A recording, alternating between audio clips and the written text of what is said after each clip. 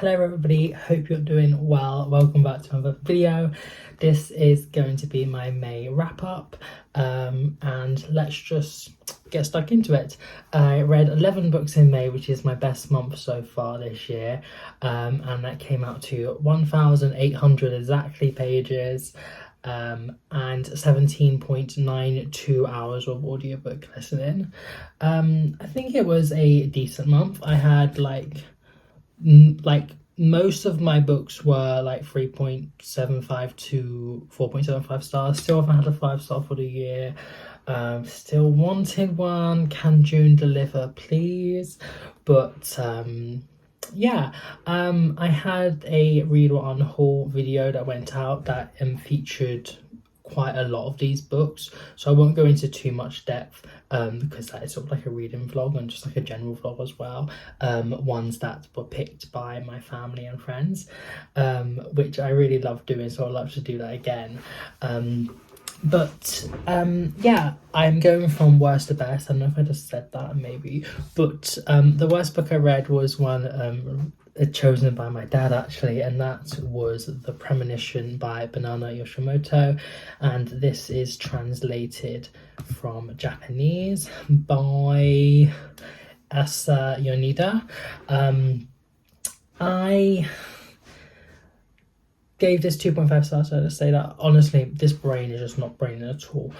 I think it had potential, this book. I'm not going to go too much in depth of all of them, but it's basically following a woman, I can't remember her name, sorry, and she has like these sort of premonitions in a way, or she like knows like who's calling on the phone, or she can like sense things and stuff, and she like runs away a few times, and she goes to visit her aunt, who also is sort of like a weird character, but like the only weirdness really in a sense that we get to know of her is like told on the like flap of the book, like what you like the description in a sense. Like there isn't really that much more to her to like make her so like enigmatic and stuff, if that's the right word. And then she finds out some information about her past. She's been having like these like dreams or something, I think, I'm not sure. Honestly, I can't remember much. I just read it all spoiler warning because like the main reason I didn't like this book is kind of the spoilers, is that it sort of in a way tries to romanticize and normalize these taboo relationships. One is with the aunt, with one of her students, like the school she teaches basically, and then another one is between the main character and her like brother in a sense, in the way that she like went into the family unit after her parents died, so she wasn't related to them, but she grew up being like the daughter and the sister to the brother basically, and then he finds out that she isn't actually his sister properly before she does, and then she does as well, and there's just like this sense of like, oh, I like you, or like maybe there's a bit more than just like a family bond in a sense, and then it sort of grows into something more, which I just didn't like at all, because like they still grew up together and they knew they were siblings for most of their lives, and yeah, it just didn't sit right with me. And there was a similar context of this sort of what's it called, I can't remember, but like when siblings date, or like, you know, in the family. It's incest, past James. It's incest, that's what it is. What's the word? I can't remember at all. In another book I heard called NP, which I didn't like. So yeah, unspoiler, I think the writing is nice. It has this ethereal sense to it in a way, but also it doesn't really make much use of her premonition in a way abilities or whatever they are, and it just sort of fell flat, and I just didn't really see any much point to the book, and yeah, I just didn't really particularly like it, so yeah, not for me, and I would not recommend that book. Then we have the last book I read, which is The South by Tash Ow. I gave this 3.25 stars. I'm guessing that I haven't fully settled down and started having written reviews for like books in months now, like proper ones with all the information. This is following a teenage boy, I guess. Honestly, I can't remember. Do I have like the strength to go through all these like informations at the moment? I don't know. At the end I'm probably just gonna be like, it flows blah blah and they do this and that's it. But it's basically following a boy, and he like with his family moves to like their sort of farm in a sense, or like I don't know, basically goes to like the wilderness. I believe it's in Malaysia, and he sort of starts working with the like farmhand's son, and like becomes like friendship and stuff. He like likes him as well, like romantically. He's like a bit older, and he sort of like introduces him in a sense to like his other friends, and like drinking and smoking and stuff. And then we also get information, like points of view from his mother and like her past, and sort of like some of the things she gave up in a way for the family, or like to be with the husband who like cheats and stuff. Yeah, I think I do have more to say about it. I need to just like fully get to grips with it again. I think it was interesting. It has some good parts, has some good storylines, some like thoughts and like about like at the time, and sort of the way like people are treated in a way and things like that. I don't even know what to talk about anymore, but again, it just felt a little flat, and I didn't particularly enjoy the listening experience. I just didn't really get to grips with the characters or really what was going on in the book. But I would say like maybe like would recommend it. I guess it's not too bad. It was recently came out. I do seen quite a lot of good reviews, but at the same time I just didn't really get to grips with any of it, if I'm being honest. So yeah. Then we have The Housemaid by Frida McFadden. I gave this 3.5 stars. Quite a few of my reactions and stuff are in the Read On Haul video, so go check that out if you want to. I hated it at the beginning. I was just like, who is this? Like, why is she so like rude to the main character? Well, not the main, the woman who employs her, basically, and just like thinks of her as like this fat old ugly woman, and why is she with this handsome beautiful kind man that's just like handsome? He's so handsome. Did you know he's handsome? Because like how I told you that he's handsome, it's literally like that. It's like he is so handsome every single time she sees him, and it's just like got to like the breaking point. I was like, oh my lord above. Girl, you're obsessed. But then it goes to the second part, and we get a different perspective on things, and I was sat I just like basically read like the other rest of it like all in one sitting, because I was just so invested, and it was entertaining, and it was just like fun in a sense. Like it does deal with some like themes as well, but it's like domestic abuse and emotional abuse, and trying to get out of like toxic relationships, and like the weaponization of people with mental health, if I'm trying to make anything intellectual about this book, which again, you don't really have to. Like, you can just read to enjoy and have fun and stuff, and this was definitely like quite an entertaining book once you got past the big chunk of irritation, and like you do sort of learn about the characters and get to know everything. They are quite well fleshed out in some sense, but it is a little bit problematic as well, and just like the way like there's like so much fat phobia in here isn't really addressed. Like there is sort of reasoning for it later on, but at the same time it's just like not very nice to read sometimes. But yeah, it did what it had to do, and I feel like it did achieve it, and I would recommend it, if I'm being honest. Yeah, like it's not a work of art, it's not the creme de la creme of literature, but I enjoyed it for the latter part reading it, and it was fine. So yeah, And I have actually picked up recently The Inmate by her because it was in a charity shop, and I was like, you know what, if I'm ever in that mood where I just want like a quick just like read, just to like not think about reality in a sense, then that's what I will go for, because usually it's not, and most of the other books I've read don't really do that for me. But yeah, then that was chosen by my friend, by the way. Then we have Kit by Megan Barker, which was chosen by my mum. I gave this 3.5 stars as well. I think it had a lot of potential, and I was really like interested in the premise of it. It's basically following a woman, and she's thinking back, well, she apparently thinks back to her relationship with her like a college age friend called Kit, and then in the more present time, it's her trying to reinvigorate him and get him to like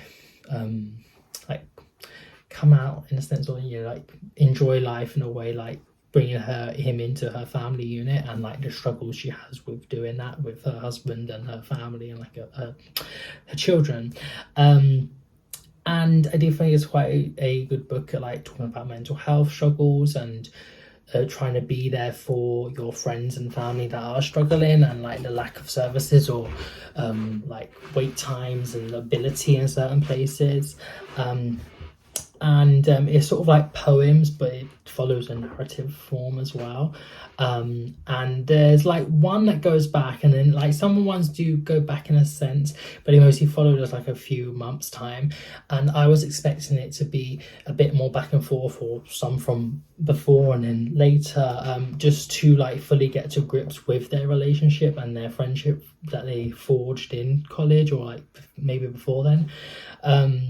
And that was what I was really hoping for and what I wanted from the book, but it's basically just all in the latter half, and I do feel like it was maybe misled from what the description told me.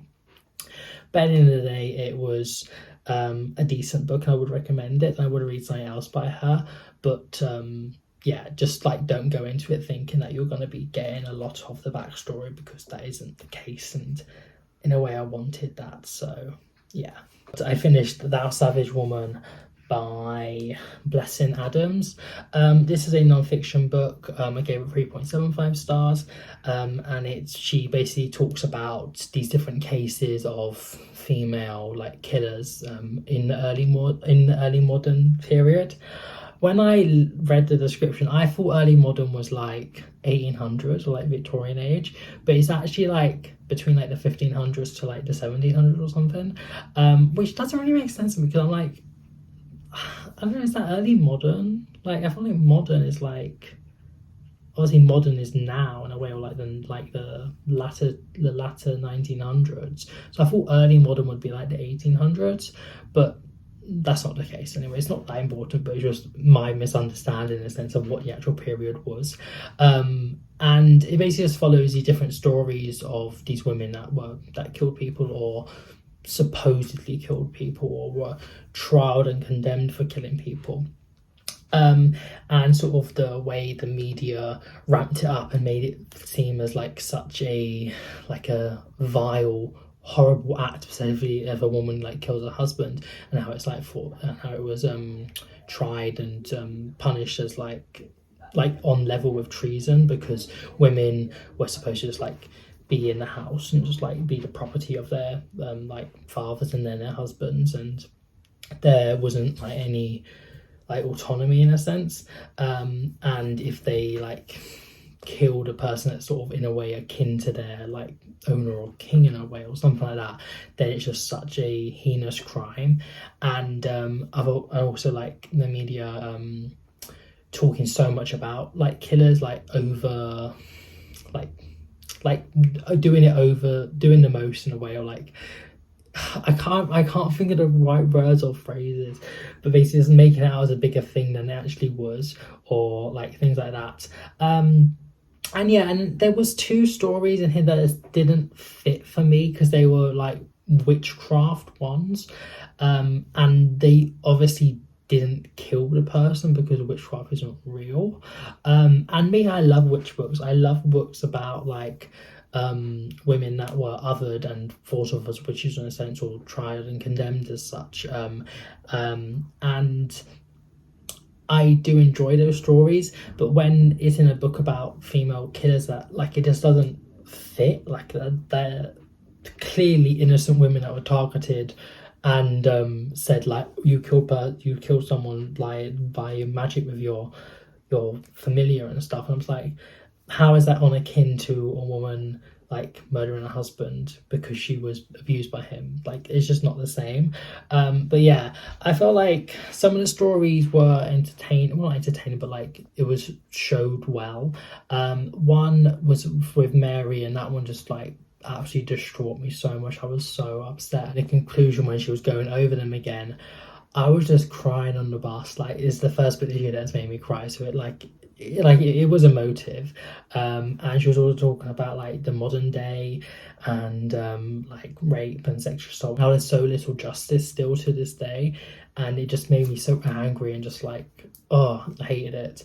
But yeah, I feel like the book was okay. But it could have done with maybe some editing and just a bit more of a focus to what she was trying to do with it, because she was just telling these sort of like random stories in a sense of these cases. But it was alright, like it was fine. Then the next best is, well, yeah, because we're getting into like the quite good ones now, is She Is Always Hungry by Eliza Clark. This was recommended by my dog, Benji. In a sense, like I put books down, he just like ate the treats off of this one first. This is a collection of short stories. I gave this 3.75 stars. That is basically the average of what they were, and they all basically follow mostly women, I think. Yeah, kind of just exploring different like facets of want and desire and like longing for certain things. And yeah, I felt like some of them were very good, quite humorous sometimes, and other ones did feel a little bit flat. But on the whole, it was a decent collection. And yeah, I don't really know that much else to say about it. But I did like the way she like addressed themes that are plaguing us in the modern day, specifically to do with women, and also just like this universal want of certain things, which I guess is explored quite well. So yeah, I would recommend that. Then the next one we go to is Clear by Karis Davies. I gave this 4 stars. This is the first book I read this year. It's very, very slim. It's basically following a man that in like the, oh god, when is it? I can't remember. Like the Stuarts maybe? I don't know, but this like minister that's been tasked to go to this small island where like only one inhabitant lives, Ivan, and basically tell him that you need to leave because the one that owns the land is like wants to like use it for something else, and then he gets there and he like slips and like almost dies in a sense, and we get his perspective and always get perspective from Ivan, and he like saves him.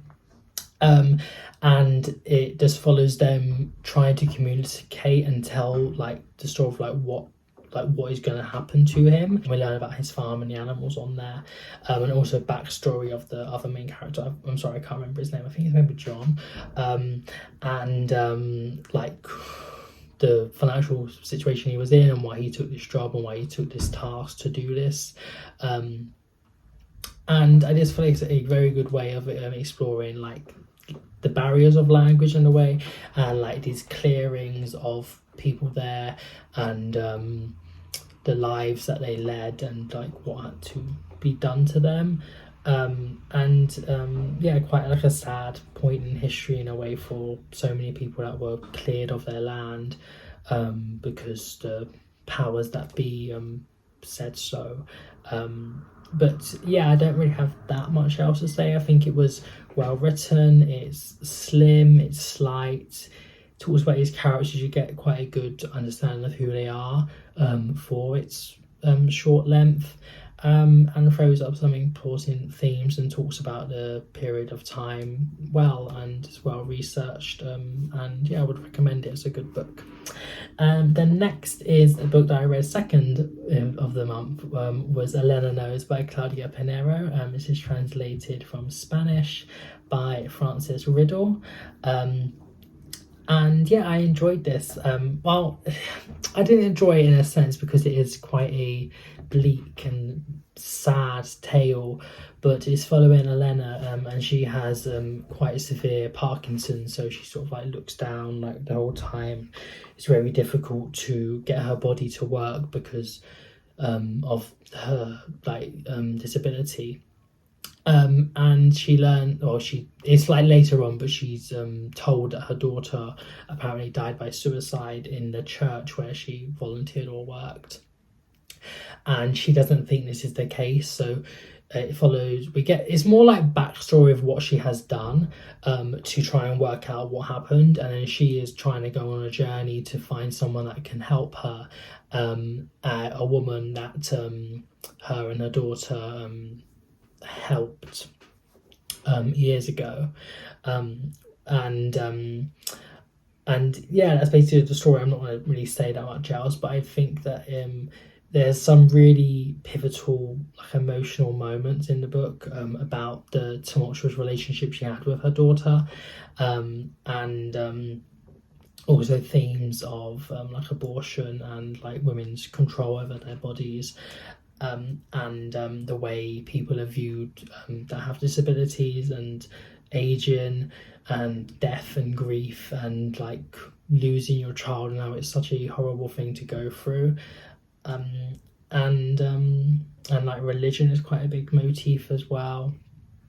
And yeah, I think there's a bit that was definitely really amazing where she has had to go through so many like different buildings and hospitals and around the place to get like this sort of form basically that tells her she can get her medication, and she gets like seen to in a sense. Then she gets back into the car with her daughter and her daughter's like partner in a sense, and she just starts crying, and he asks her why she's crying. She says something like, "They showed me kindness," or something along those lines. It was very like pivotal and like made me quite emotional. I got sort of goosebumps coming just thinking about that moment. But yeah, I would really recommend this. I do have another book by Claudia Pinero that I do want to read like when I get home, but yeah, I would like to read more by her. And it's a very decent book exploring this woman's life with Parkinson's, and trying to uncover the relationship she had with her child, and what went on basically. Yeah, I've got 3 more, and then the next best one is another 4-star book, and it's Reservoir Bitches by Dalia de la Caruda. She's translated from Spanish by Heather Cleary and Julia Sanchez. This was recommended by my sister. This is a collection of short stories. Some are interconnected, and they sort of build on other stories in there, or like you can make the connection to other characters in there, and some I sort of felt were standalones, but they were both basically following 13, I believe, women in modern Mexico, and just like the lives they lead and sort of what is expected of them, and what in like the position they're in, and just exploring them, I guess. They are very short stories, and the writing is quite small because like massive margins, so it is one that you can really get through quite quickly, but it also is quite good to like take your time with each one, and really understand who is talking, and yeah, I think that's the best part of this book, is the way it's written, because these characters are like talking to their friend or like just like acquaintance or something. It's like so like informal, and they're just basically telling it as it is, which I just thought was amazing. There's no like filter in a sense, as like some books do, where it's just like it's written because you're meant to be reading that story, but this is like you're having a conversation even though you can't talk back. Yeah, some were not as good and some were amazing, and that's sort of why it rounded out to around a 3.75. But because of the writing style and how enjoyable it was to actually just read the book, I gave it a 4-star. It culminates into the final story, which is called La Haressa, And that is basically the message of the book, that it's a call to arms to stop or to talk about and hopefully create change and stop the femicide epidemic prevalent in modern Mexico. And just like he gives a statistic about how many women are killed by men every single day and like sexually assaulted, and we get stories of like kidnapping and gang violence and gang like crime, and the way people are like pushed to the sidelines in a sense, like poorer people that can't afford where they live anymore, and then there's nothing really much to do and the police don't control, and so it leads to violence. But yeah, it's a really good call to arms to stop the epidemic of male violence and women being murdered.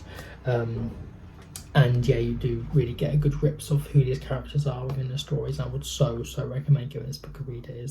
Some of these stories are absolutely incredible, and really just like get you angry and get you wanting to, you know, create change. So yeah, so good. Then we have a book that I recommended to myself. I didn't know if I was gonna continue making a video, but I thought I recently got this and started reading it, so I thought maybe I would, and that is Nova Scotia House by Charlie Porter. This is a very good book. I think I'm going to give this 4.25 stars at the moment, but like it may change. It's basically following Johnny, and he's thinking back, he's like in his 40s just now, he's thinking back to when he was 19 and he first met Jerry. They have very similar names. I keep getting it mixed up. In the like allotment sort of working in this city, which is basically London, but it's never really told to us. And he explores a relationship with him, and Jerry had AIDS and his deterioration and final death from the disease. It's set like in the 90s, I believe, like towards the end, and still like the lack of want to create change and help people that were dying, and like there's different perspectives of like the movements and like die-ins and speaking out and like and things like that, and also the like queer underground and these places of just like fun and debauchery and like just living your true selves that wasn't really as accessible to everyone at the time, and how that is sort of changed to the modern queer culture with like dating apps, and it's like so body centered, and also the like the fitting in aspect, and how so many queer people now in a sense sort of are following a similar straight path, and how it's like different to before where it was just wanting to be different and honing that difference, because there is a difference in a way. We know obviously we're all human and we love having the rights we have, but in some ways maybe we have lost some of that fight and that magic we had, and it explores this like themes really well, and yeah, I think it's one I would so recommend. It is an amazing book to read. The story, however, I did not like the way it was told, and that's sort of why I brought it down. It's very much stream of consciousness in a sense, I would say, even though maybe that's not the correct term, but it's written in a way that he is just like talking to you, like the reader in a sense, was like someone like a friend or something, just like retelling this story, but it goes back and forth quite a few times, and he says the thing like multiple times as well, and it just felt quite slow to get through, but yeah, it was good, but didn't have that final like what I really wanted from it. But at the same time, like I can't really knock a book because of what he was trying to do in the way it was written, because that's the intention, but still wasn't really for my taste. And finally, I thought this would be quicker, but never is, am I? We have Strange Pictures by Yuketsu. It's translated from Japanese by Jim Ryan. I love this. This is a 4.75 stars from me. I'm not going to say too much about it because I can't really, but it's basically following these sort of interconnected when it comes to it, short stories, and they all follow this sort of strange picture and the characters around it trying to come to terms of what it means and how it was created or why it was created and things like that. And it's just, yeah, it really like was kind of spooky. And like I was reading it at night, and the French flat bit where the characters like picture was kind of kept coming like out when I was reading it, and here it is on the screen. Like if you're reading that at like 2 a.m. with like the rain hitting the window and like wind and stuff, like it's scary. So I had to stop and go to sleep, and then I read like the second half of it like when I woke up basically. But yeah, it's so easy to get through, it's so readable. I just really enjoyed the reading experience. It was really just like was so different and entertaining. I was just trying to work out what on earth's going on here. And yeah, I would so recommend it. It just didn't like, it wasn't like a creme de la creme like 5-star book, but it was very, very entertaining, and one I would so recommend. And I really want to read Strange Houses when it comes out as well, so I shall see if I do so. But yeah, that was my May wrap up. I hope you enjoyed this video, and let me know your thoughts if you've read any of these, or what was your best and worst of May. And yeah, I shall see you soon for my June read on haul, and then June haul as well, and any other videos I make. I don't really know, the brain isn't really braining. But anyway, have a nice morning wherever you are in the world. Bye.